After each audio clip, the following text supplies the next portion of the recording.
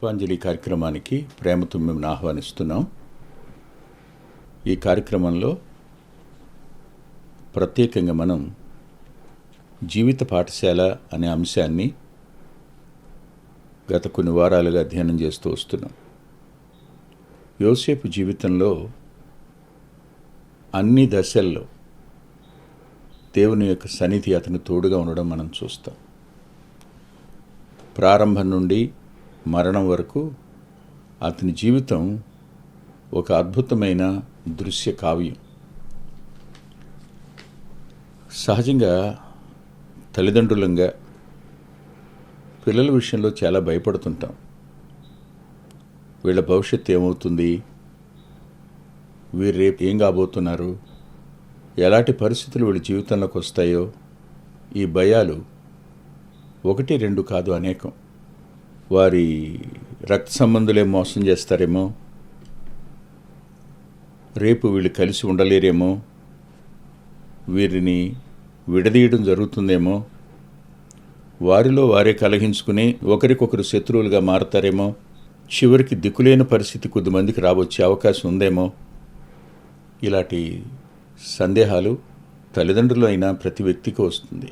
2-3 పిల్లలు ఉంటే ఇప్పుడు బాగానే ఉన్నారు, రేపు ఇలా ఉంటారా, వీళ్ళు ఇలా ఉండలేరేమో, వివాహాలు అయిపోయిన తర్వాత వీళ్ళ సంగతి ఏమిటి, పిల్లలు పుట్టాక వీళ్ళ పరిస్థితి ఏమిటి, వీళ్ళు కలిసి మాట్లాడుకునేంతటి ఆ సాన్నిహిత్యమైనా ఉంటుందా వీళ్ళ మధ్య, అవి లేకపోతే మనం చనిపోయాక వీళ్ళు ఒకరితో ఒకరు సఖ్యంగా లేకపోతే జరిగేదేమిటి.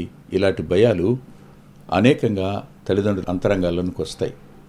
అంత మాత్రమే కాదు, కానీ మన కళ్ళ ముందే మన పిల్లలు కొన్నిసార్లు మనకు అందనంత దూరంలోనూ, ఎక్కడున్నారో కూడా తెలియని పరిస్థితుల్లోనూ ఏమైపోయారో అనే ఒక అయోమయ స్థితి ఏర్పడినప్పుడు ఓ తల్లిగా ఓ తండ్రిగా వారి జ్ఞాపకాలు ఆ తల్లిదండ్రులని బాధకు వేదనకు గురి చేస్తాయి. దూరంగా అమ్మబడిన యోసేపు ఎక్కడున్నాడో యాకోబు గారికి తెలీదు. యోసేపు పరిస్థితి ఏమిటో తెలీదు. తన మనసులోనైతే దుష్టమృగం చీల్చేసింది అనే ఒక ఆలోచనతో దుఃఖంలోకి వెళ్ళిపోయినాడు. కానీ జ్ఞాపకం పెట్టుకోండి, మన పిల్లల వెంట అమ్మా నాన్నలుగా మీరు వెళ్ళలేకపోవచ్చు. తండ్రిగా నేను కానీ, తల్లిగా నా భార్య కానీ ఆ పిల్లల వెంట వెళ్ళలేం, ఆ కుటుంబాల్లో ఉండలేం, లేతే వారున్న చోటుని మనం ఉండి వారికి ఏ సహాయం చేయలేకపోవచ్చు. కానీ మర్చిపోకండి, దేవుడు మన పిల్లల్ని విడిచిపెట్టడనే సత్యాన్ని మర్చిపోతాం. అదే విషయాన్ని ఈరోజు మనం అధ్యయనం చేద్దాం. ఆదికాండం 39వ అధ్యాయం 3వ వచనం. యెహోవా అతనికి తోడైయుండుననియు, అతడు చేసినదంతయు అతని చేతిలో యెహోవా సఫలము చేసిననియు అతని యజమానుడు చూచినప్పుడు. ప్రార్థన చేసుకుందాం. దయగలిగిన మా గొప్ప తండ్రి, కృపగలిగిన మా దేవా, కొద్ది మాటలు చెప్పడానికి నీ దాసుని బలపరచండి. ఈ మా సమయాన్ని మీరే దీవెనగా మార్చండి. మీ కృపకు మా సమయం అంతటిని అప్పగించుకుంటూ, ఎవరు తమ పిల్లల విషయంలో దిగులు పడుతున్నారో, వారి పిల్లల జీవితాలు చూసి దుఃఖిస్తున్నారో, పిల్లలు దూరమయ్యారని కన్నీరు కారుస్తున్నారో, పిల్లలు అన్యాయం చేయబడ్డారని ఆక్రందిస్తున్నారో, అలాంటి వారితో నీ లేఖనం ద్వారా మీరు మాట్లాడడానికి నీ దాసుని బలపరచండి. మా సమయాన్ని దీవెనగా మార్చుమని. తండ్రి, మీరుంటారని, మీ తోడుకు మించింది మరేది లేదనే సత్యం మా ప్రియుల అంతరంగాలకు ధైర్యాన్ని చేకూర్చేదిగా ఉండడాన్ని సాయం చేయమని యేసుక్రీస్తు ప్రభువారి పేరిట ప్రార్థిస్తున్నాం తండ్రి. ఆమేన్, ఆమేన్. యోసేపు ఒక దాసునిగా అమ్మబడి ఐగుప్తీయుడైన పొతీఫర్ ఇంట ఉన్నాడు. పొతీఫర్ రాజ సంరక్షక సేనాధిపతి. అతని ఇంటిలో యోసేపు ఒక దాసుడుగా పనిచేస్తున్నాడు. దేవుడు అతనికి తోడై ఉన్నాడు అని పరిశుద్ధాత్మ దేవుడు 2వ వచనంలో రాస్తే 3వ వచనంలో ఏ వచనాన్ని, ఏ విషయాన్ని పరిశుద్ధాత్మ దేవుడు వ్రాయించాడో అదే విషయాన్ని పొతీఫర్ గుర్తించినట్టుగా మూడవ వచనంలో రాశాడు. ఈ రెండిటికి మధ్యలో ఒక చిన్న అనుభవాన్ని నేను మీకు చెప్తాను. అదేమిటంటే, మన పిల్లలతో మన దేవుడు ఉండడం అనేది ఎక్కడ వారు పనిచేస్తున్నారో ఆ యాజమాన్యం గుర్తించే అవకాశం ఉంది. ఆ యాజమాన్యానికి అర్థమవుతుంది, ఇతడు ప్రత్యేకంగా ఉన్నవాడు, ఇతని మాటలో ప్రత్యేకత ఉంది, ఇతని ప్రవర్తనలో ప్రత్యేకత ఉంది, ఇతడి క్రియలలో ప్రత్యేకించబడినవాడుగానే ఉన్నాడు, అందరిలాంటి వాడు కాడు. కారణం ఏమిటి? రోజు రోజు చూసే కొద్దీ అతనిలో ఈ ప్రత్యేకించుకున్నటువంటి పరిస్థితి, ఈ పరిశుద్ధత, ఈ నిస్వార్థం, శక్తి వంచన లేకుండా పనిచేసేటువంటి తత్వం, ఇవన్నీ యాజమాన్యాన్ని ఆశ్చర్యానికి గురి చేస్తాయి. నాకు తెలిసిన ఒక తమ్ముడు ఉన్నాడు. తను డిపార్ట్మెంట్లో పనిచేస్తున్నప్పుడు కొత్తగా ఒక ఎస్పీ గారు వచ్చారు. ఈ తమ్ముడు అప్పటికి సర్కిల్ ఇన్స్పెక్టర్ కాలేదనుకుంటాను, సబ్ ఇన్స్పెక్టర్గానే ఉన్నాడు. ఆ రోజు ఆఫీసులో ఉన్నాడు. ఎస్పీ గారు వచ్చారు, ట్రాఫిక్ వేశారు. ఈ ట్రాఫిక్ని ఎలా నియంత్రించాలి, ఏం చేయాలి అనే దగ్గర ఆయన చాలాసేపు ఆలోచిస్తుంటే, సార్ నేను ట్రై చేయనా అని అడిగాడట. చూడు, అదే ఆఫీసులో తెల్లవారుజాము 4 గంటల వరకు కూర్చుని ఏ సెంటర్ నుంచి ఏ సెంటర్కు, ఏ ప్రాంతం నుంచి మరో ప్రాంతానికి ట్రాఫిక్ని ఎలా మళ్లించవచ్చు, ఎవరికి ఇబ్బంది లేకుండా ఎలా చేయొచ్చు అని ఆలోచించి 4 గంటల వరకు రాసి అక్కడే పండుకుని, అంటే తన కుటుంబానికి దూరంగా ఉన్నాడు ఆ సమయాన్న తమ్ముడు.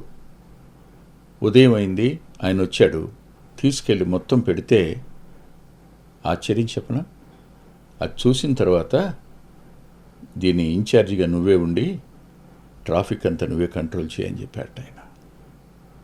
ఎవరు చేయవలసిన పని? పై ఆఫీసర్ చేయవలసిన పని ఎవరికి అప్పగించాడు? తనకే. మీరే ఒక్కసారి ఆలోచించండి. మన పిల్లలు, వాళ్లకు దేవుడిచ్చిన సామర్థ్యం, మంచితనం, నమ్మకత్వం, పరిశుద్ధత, ఇవన్నీ వాళ్ళలో ఉన్న ప్రత్యేకతను గుర్తించడానికి, యాజమాన్యం గుర్తించడానికి కారణమవుతుంది. పొతీఫర్ యోసేపును చూశాడు. యోసేపు జీవితంలో అతడు పనిచేస్తూ ఏ రీతిగా ఆ కార్యాలను సఫలం చేస్తున్నాడో చూశాడు. అతని చేతిలో ఎలాంటి కఠినమైనదైనా, ఎంత జటిలమైన పని అయినా అది ఖచ్చితంగా సఫలం అవడం చూశాడు. దినదినానికి ఈ యొక్క సక్సెస్ అనేది పొతీఫర్ ఆశ్చర్యానికి కారణమైంది. ఆలోచించండి ఒకసారి. ఈ వచనం చదువుతున్నప్పుడు నాకు అనిపించింది, యెహోవా అతనికి తోడయుండెనని అతని యజమానుడు చూచినప్పుడు. నాకు ఎవరి సంతానం యోసేపు? అబ్రహాము, ఇస్సాకుల సంతానం కాదా? అవును, అబ్రహాముకు దేవుడు తోడుగా లేడా? ఈ విషయాన్ని రాజులు గుర్తించలేదు, గుర్తించారు కదా. ఎవరు శత్రువులయ్యారో, ఎవరు శత్రువుగా భావించారో వాళ్లే వచ్చి అబ్రహాంతో అన్న మాట ఒకసారి చూద్దాం. ఆదికాండం 21వ అధ్యాయం 22, 23 వచనాలు. ఆ కాలమందు అబీమెలెకును అతని సేనాధిపతి అయిన ఫీకోలును అబ్రహాముతో మాట్లాడి, నీవు చేయు పనులంటిలోనూ దేవుడు నీకు తోడై ఉన్నాడు గనుక నీవు నన్నైనను నా పుత్ర పౌత్రాదులనైనను వంచింపక, నేను నీకు చేసిన ఉపకారం చొప్పున నాకును నీవు పరదేశున్న ఈ దేశమునకు చేసేదనని దేవుని పేరట ఇక్కడ నాతో ప్రమాణం చేయమని చెప్పాను. ఒక రాజు, సేనాధిపతి ఇద్దరూ కలిసి అబ్రహాం గుడారం దగ్గరికి వచ్చి చేతులు కట్టుకుని నిలబడ్డారు. నిలబడి అన్న మాట ఏమిటంటే, నీవు చేయు పనులన్నింటిలో దేవుడు నీకు తోడై ఉన్నాడు గనుక అన్నాడు.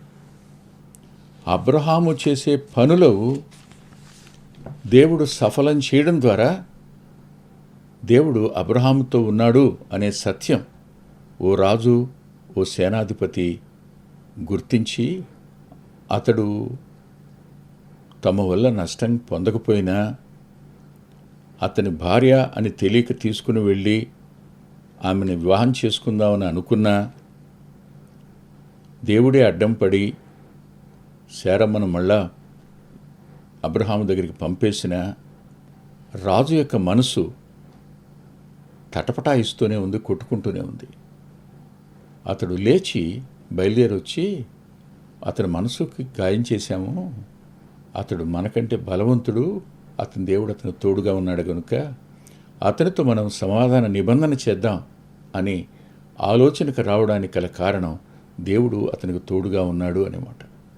అబ్రహాముకు దేవుడు తోడుగా ఉన్నాడు అనే సత్యం రాజు చూశాడు, సేనాధిపతి చూశాడు. ఇదే మాట చూడండి తిరిగి 26వ అధ్యాయంలో, ఇస్సాకు జీవితంలో కూడా సరే.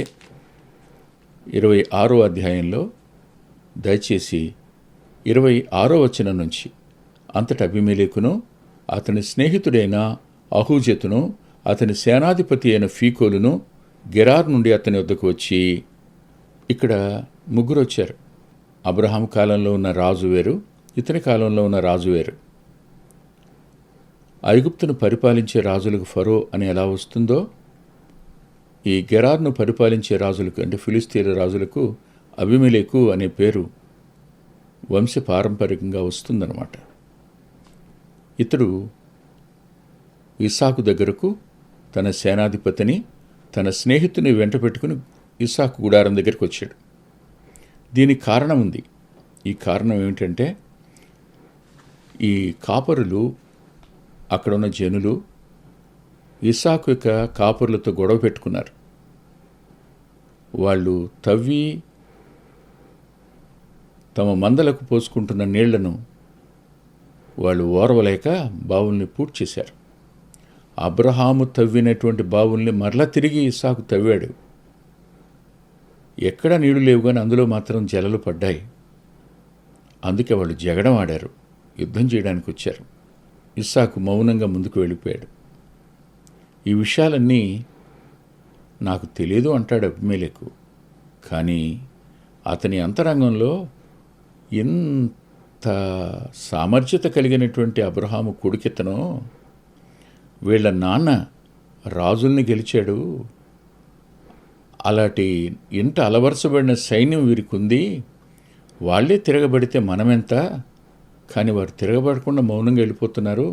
ఏదో ఒక రోజున వాళ్ళకి కోపం వచ్చి తిరగబడితే మనం రాజ్యం ఉండదు, సింహాసనం ఉండదు కదా అనే భయం వల్ల వచ్చి సమాధానపడడం కోసం ఇస్సాకు దగ్గరికి వచ్చారు. వచ్చినప్పుడు 28వ వచనంలో అంటారు, నిశ్చయముగా యెహోవా నీకు తోడుయుండుట చూచితిమి గనుక నువ్వు చేసే పనులు సఫలం అవడం వల్ల మేము దేవుడిని మీతో ఉండడం చూశాము.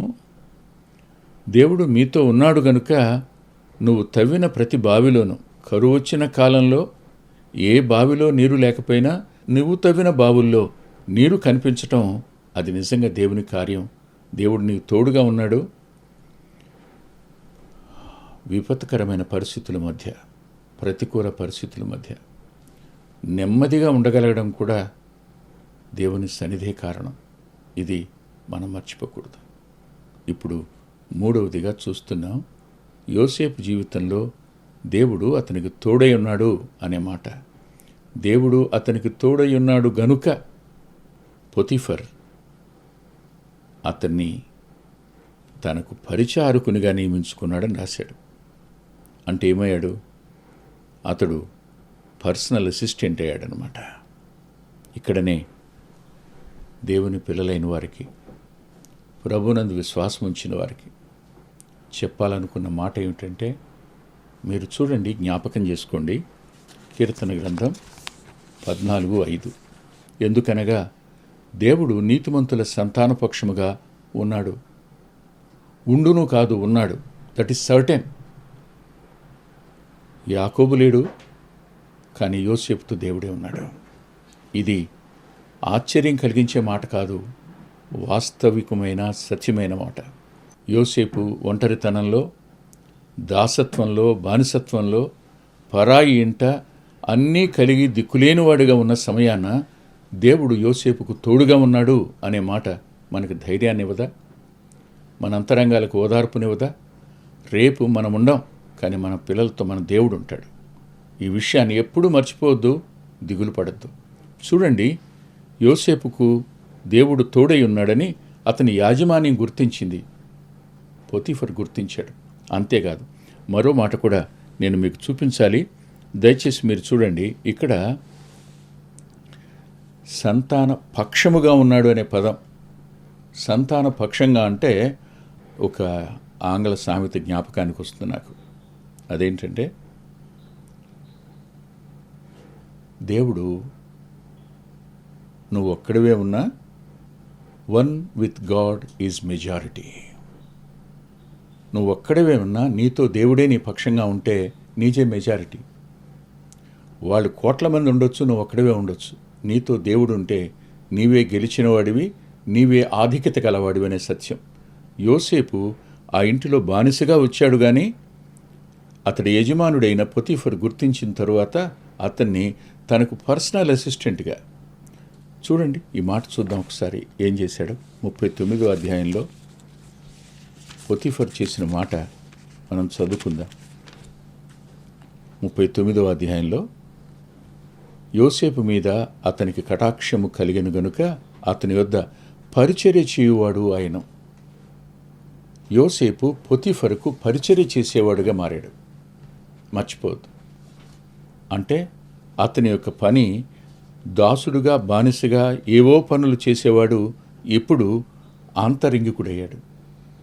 పొతీఫర్ యొక్క ప్రతి అవసరత వద్ద నిలబడేవాడుగా యోసేపు ఉన్నాడు. అవును, యాకోబుకి సంగతి తెలియదు కదా. యాకోబు దుష్టమృగం చీల్చేసిందని దుఃఖంలో ఉన్నాడు, కానీ అతన్ని ఎంత ఉన్నత స్థానానికి తీసుకుని వెళ్ళాలని దేవుడు తీసుకుని వెళ్ళాడో అనుభవాలన్నింటి గుండా, దుఃఖం గుండా, అవమానం గుండా, అమ్మివేత గుండా, బానిసత్వం గుండా, కానీ దేవుడు మౌనంగానే అతని వెంట ప్రయాణం చేశాడనే సత్యాన్ని, తాను అతనితో కూడా ఉన్నాననే సత్యం పొతీఫర్ ద్వారా గుర్తింపచేసి పరిశుద్ధాత్మ దేవుని ద్వారా రాయించి ఈ తరాల్లో ఉన్న మన దగ్గరికి కూడా తేవడం దగ్గర దేవుడు నీతిమంతుల సంతానపక్షంగా ఉంటాడు అనే సత్యం మరోసారి ధృవీకరించబడ్డం లేదా? మరో మాట కూడా నేను మీకు చెప్తాను, దయచేసి నాతో పాటు సామెతల గ్రంథం దగ్గరికి రండి. 11వ అధ్యాయంలో 21వ వచనం చూడండి. నీతిమంతుల సంతానము విడిపింపబడును.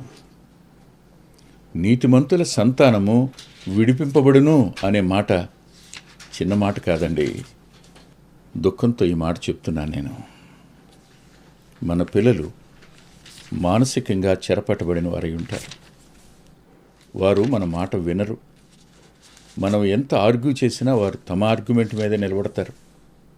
లేదు, వారు నమ్మిందే సత్యం అనుకుంటారు, దేవుని వద్దకు రారు. వాళ్ళు తమ ఆలోచనకు ఏవేవో కారణాలను చూపిస్తాడు, కార్యకారణాలను, రీజనింగ్ చూపిస్తారు.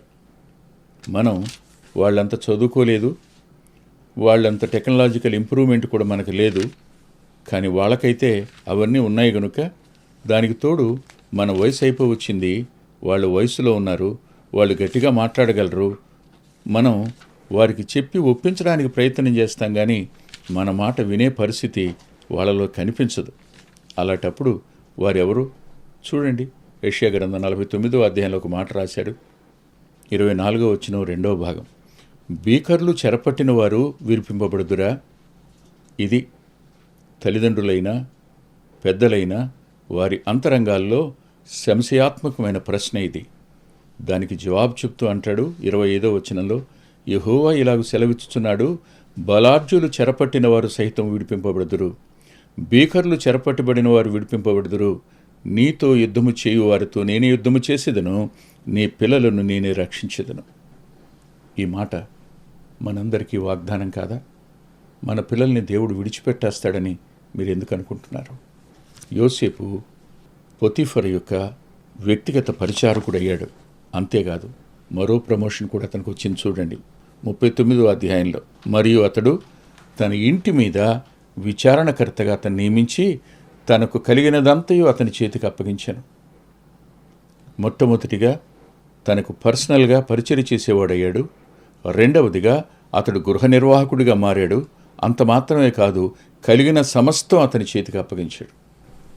ఒక మాట అంటాను, ఇవాళ మన పిల్లల విషయంలో మనకు దిగులు బాధ ఉండొచ్చు, కానీ రేపు ఒకరోజు వారు పరిశుద్ధాత్మని చేత ఒప్పించబడినప్పుడు వారి కోసం రక్తం చిందించిన ప్రభు పాదాల దగ్గరికి వచ్చి పరిశుద్ధాత్మదేవుడే ఒప్పిస్తూ ఉండగా పశ్చాత్తాపడి ఆయన సొంత రక్షకుడిగా అంగీకరించినప్పుడు ఆయన మాత్రం వాళ్ళని విడిచిపెట్టేస్తాడా?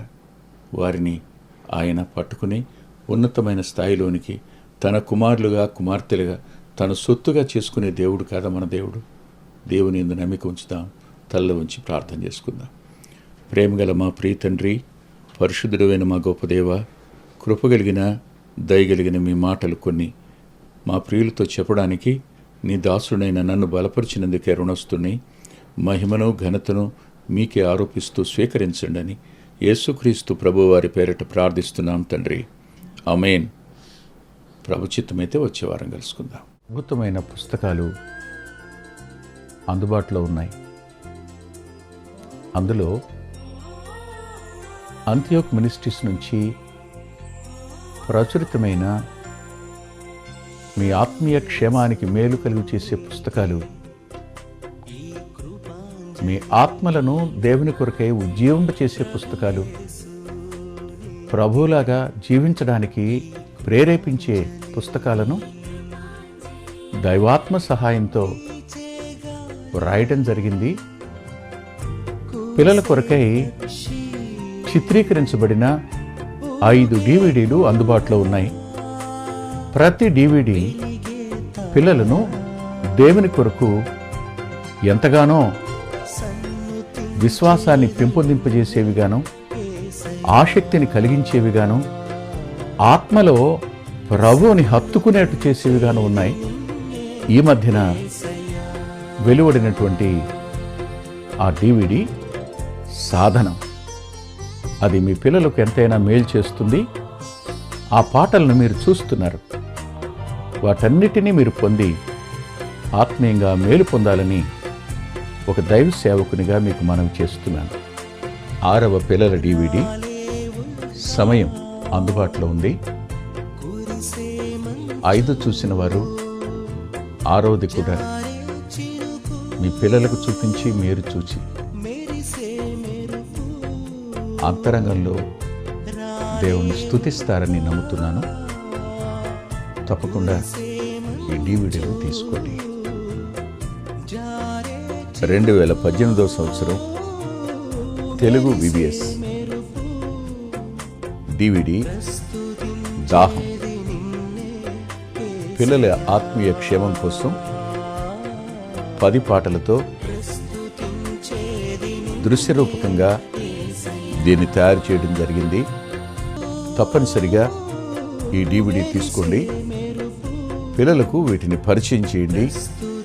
ఈ పాటలు మీ పిల్లలకు నేర్పండి. మీ సండే స్కూల్లో ఈ పాటలు నేర్పడం మర్చిపోకండి.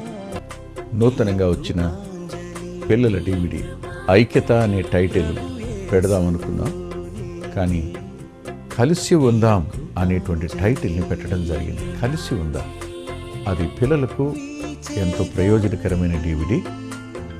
దానిని మీరు పొంది మీ పిల్లల ఆత్మీయ క్షేమాన్ని ఖచ్చితంగా చూస్తారని నేను నమ్ముతున్నాను.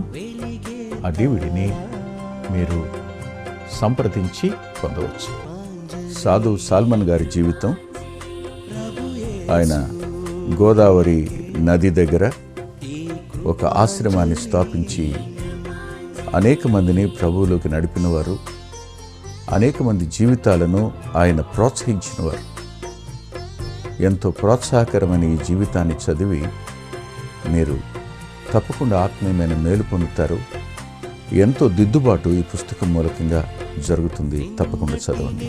గత 30 సంవత్సరాలుగా ఇది 31వ సంవత్సరం క్రీస్తు సువార్త పత్రిక. అనేక మంది ఆత్మీయ ఆకలిని తీరుస్తున్నటువంటి మాసపత్రిక.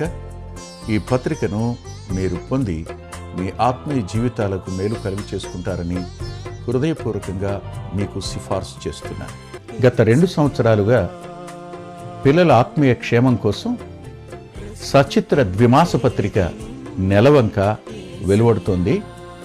అనేక మంది పిల్లలు ఆత్మీయంగా మేము మేలు పొందామని వారి ఉత్తరాల ద్వారాను వ్యక్తిగతంగా కలుసుకున్నప్పుడు సాక్ష్యం చెబుతున్నారు. మీరు కూడా మీ పిల్లల కోసం నెలవంక పత్రికను మీరు పొందొచ్చు. అందుకొరకై ఈ క్రింద ఇవ్వబడినటువంటి ఫోన్ నెంబర్ని మీరు సంప్రదించండి. ప్రభు యేసు నీకే ఈ కృపాంజలి, ప్రభు యేసు నీకే ఈ కృపాంజలి. వీచే గాలి, కూసే పక్షి,